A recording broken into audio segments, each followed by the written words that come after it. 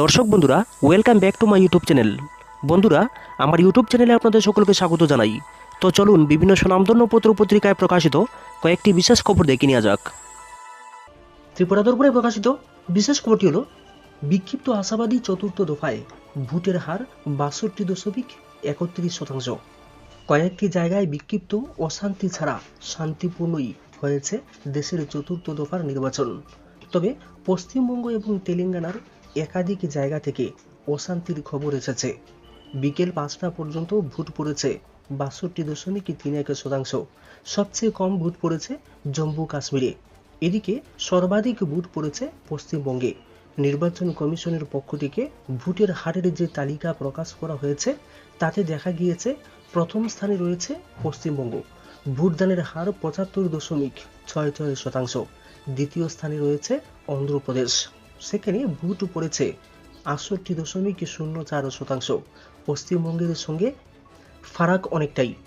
তৃতীয় স্থানে রয়েছে বিজেপি শাসিত মধ্যপ্রদেশ, সেখানে ভোটদানের হার 68.01%।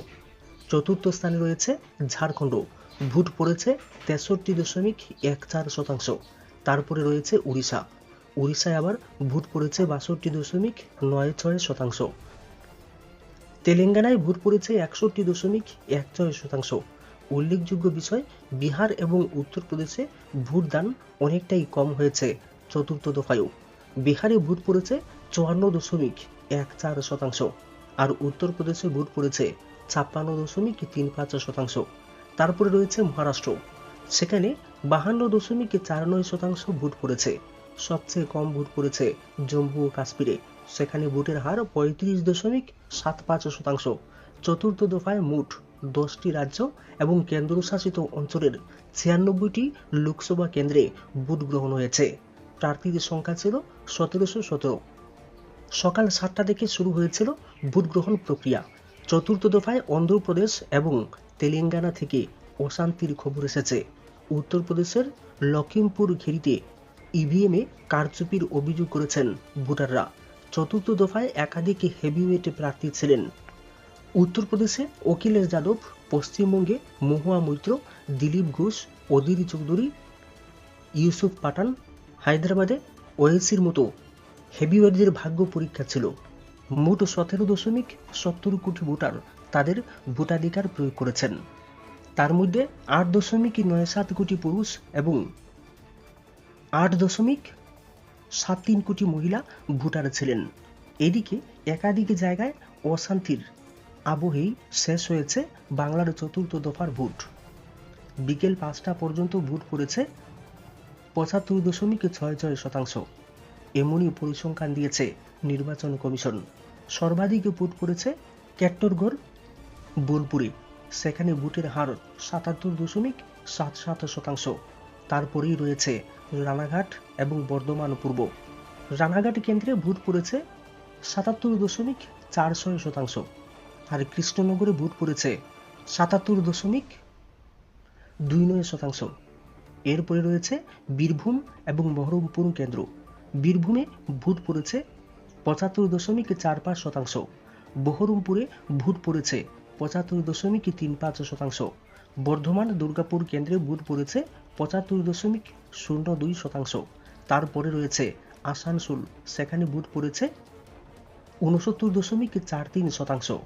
সকাল থেকে মোটের উপর শান্তিপূর্ণ হচ্ছিল ভোট গ্রহণ, কিন্তু 8টার পর থেকেই একাধিক জায়গা থেকে, বিশেষ করে বর্ধমান দুর্গাপুর লোকসভা কেন্দ্রের একাধিক জায়গা থেকে অশান্তির খবর আসতে শুরু করেছে। বেলা যত গড়িয়েছে অশান্তি তত বেড়েছে। অধীরের গড় বহরমপুরেও একাধিক জায়গায় অশান্তির খবর পাওয়া গিয়েছে। সকাল থেকে বর্ধমান দুর্গাপুর কেন্দ্রের একাধিক জায়গায় বিজেপির এজেন্টদের বসতে দেওয়া হচ্ছে না বলে অভিযোগ আসতে শুরু করেছিল। বিজেপি প্রার্থী দিলীপ ঘোষ সকাল থেকেই ভূতে ভূতে ঘুরছিলেন। মন্তেশ্বরে ঢোকা মাত্রই তার গাড়ি ঘিরে বিক্ষোভ দেখাতে থাকেন তৃণমূল কংগ্রেসের কর্মী সমর্থকেরা। সঙ্গে সঙ্গে হামলা চালানো হয় তার কনভয়ে। একটি গাড়ি ভাঙচুর করা হয়েছে। বিকেলের দিকে আবার কালনা গেটে বিজেপি প্রার্থীর কনভয়ে হামলা চালানো হয়েছে। তার এসকর্ট গাড়ি ভাঙচুর করা হয়েছে। 2 নিরাপত্তা রক্ষী আহত হয়েছেন। তাদের হাসপাতালে ভর্তি করতে হয়েছে। ঘটনার রিপোর্ট তলব করেছেন নির্বাচন কমিশন।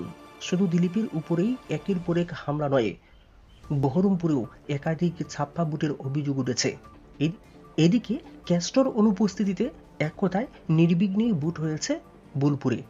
সকাল থেকে বীরভূমের একাধিক জায়গায় বিক্ষিপ্ত অশান্তির খবর পাওয়া গিয়েছিল, কিন্তু তেমন বড় কিছু ঘটেনি।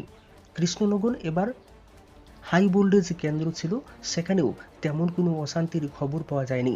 তৃণমূল কংগ্রেস প্রার্থী মহুয়া মৈত্র সকাল থেকেই বুথে বুথে ঘুরেছেন। রানাঘাটে বিক্ষিপ্ত অশান্তি হলেও মোটের উপরে ভোট শান্তিপূর্ণ ছিল বলেই জানা গিয়েছে। ইন্ডিয়া ক্ষমতায় এলে মুক্তি পাবেন কেজরি। আবগারি দুর্নীতিতে মানি লন্ডারিংয়ে অভিযুক্ত দিল্লির মুখ্যমন্ত্রী অরবিন্দ কেজরিওয়াল আম আদমি পার্টির সুপ্রিম কোর্ট থেকে জামিন পেয়েছেন।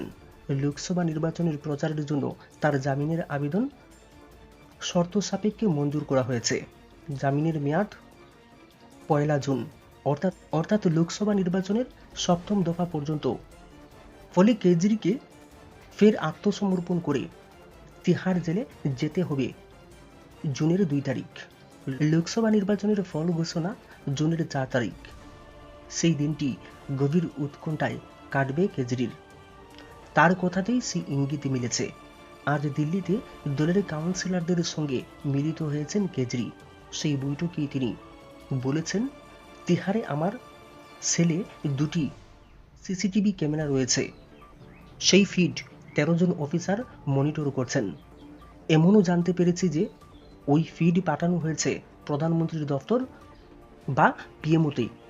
ফলে মোদিজিও মনিটরিং করছেন। আমার বিরুদ্ধে তার এত গাত্রদাহ কেন তা জানি না।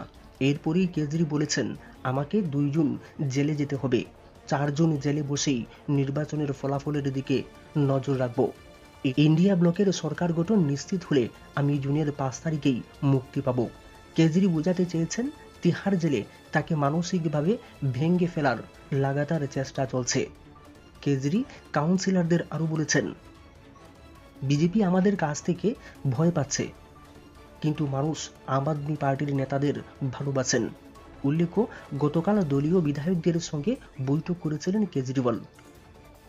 তার গ্রেফতারের পর বিজেপি যে চাপ তৈরি করেছিল তাতে বিধায়করা যে দমে যাননি, কেজরিওয়াল তার প্রশংসা করেছেন।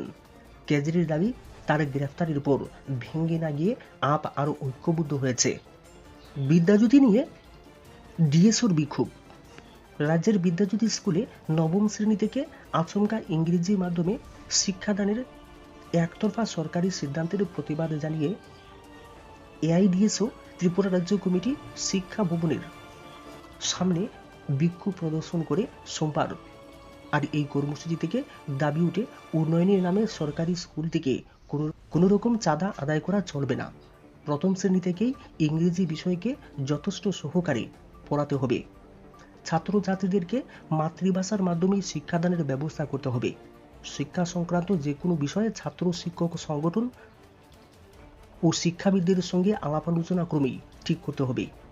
বিক্ষোভ সভায় সাংবাদিকদের মুখোমুখি হয়ে সংগঠনের রাজ্য সম্পাদক রামপ্রসাদ আচার্য বলেছেন, সরকার যতই শিক্ষার উন্নয়নের ঢাক পেটাচ্ছে, ততই শিক্ষার দুর্দশার চিত্র জনসমক্ষে উঠে আসছে। সরকার অবৈজ্ঞানিকভাবে কোনো রকম প্রশিক্ষিত শিক্ষক শিক্ষিকা ছাড়াই আচমকা এই বছর 9ম শ্রেণী থেকে ইংরেজি মাধ্যমে শিক্ষাদানের একতরফা সিদ্ধান্ত গ্রহণ করায় ছাত্রছাত্রী সহ অভিভাবকেরা দিশাহীন হয়ে পড়েছেন। এইভাবে অতীতের বিজ্ঞানসম্মত ও সহজতর মাধ্যমে শিক্ষা গ্রহণের সুযোগ বন্ধ করে দেওয়ায় ছাত্রছাত্রীরা আতঙ্কিত হয়ে পড়ছে।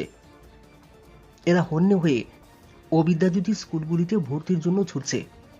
এছাড়াও স্কুল ডেভেলপমেন্ট ফি দিতে না পারায় গরিব সাধারণ ঘরের ছাত্রছাত্রীরা স্কুল ছাড়তে বাধ্য হচ্ছেন। শুধু তাই নয়, শিক্ষক স্বল্পতার ফলে স্কুলগুলিতে নিয়মিত ক্লাস হচ্ছে না। এইভাবে সরকারের একতরফা সিদ্ধান্তের দরুন সরকারি শিক্ষার মান একেবারে তলানিতে গিয়ে ঠেকেছে। অন্যদিকে শিক্ষার বেসরকারীকরণ ও বাণিজ্যিকীকরণ ফুলে ফেঁপে উঠছে। পরিশেষে সরকারি শিক্ষা বাঁচাতে ছাত্র শিক্ষক অভিভাবক সহ সকল অংশের জনগণকে রাজ্যব্যাপী বৃহত্তর আন্দোলন গড়ে তোলার আহ্বান জানিয়েছেন তিনি। বিক্ষোভ শেষে সংগঠনের সভাপতি মৃদুল কান্তি সরকারের নেতৃত্বে মাধ্যমিক শিক্ষা অধিকর্তার নিকটে বিভিন্ন দাবি সম্বলিত এক স্মারকলিপি প্রদান করা হয়েছে।